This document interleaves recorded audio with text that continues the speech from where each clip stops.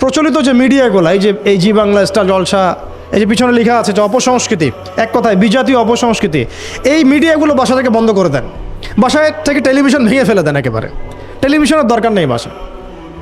অনলাইনে আমরাও কিছু কিছু ক্ষেত্রে আসলে আমরাও অনলাইনের মধ্যে ডুবে গেছি।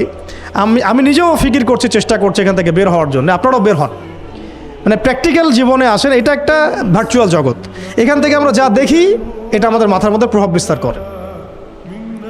বহু সামাজিক ঘটনা এবং পারিবারিক অঘটন এই ফেসবুক, ইউটিউব থেকে হচ্ছে। এই কন্টেন্টগুলো দেখা আমাদেরকে বন্ধ করতে। বাস্তবতার সাথে এগুলো কোনো সম্পর্ক নাই।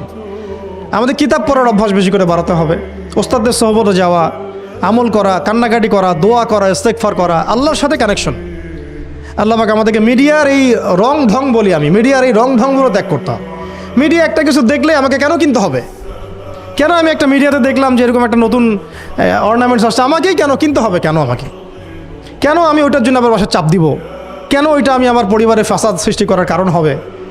প্রয়োজন নাই। আর আমাদের মানে মাদ্রাসার মেয়েদেরকেও এসব থেকে দূরে রাখতে হবে, মিডিয়া থেকে দূরে রাখতে হবে। মানে সব মিডিয়া উপকারী না, বরং মিডিয়ার মধ্যে 99%ই ইসলামিক মিডিয়া না।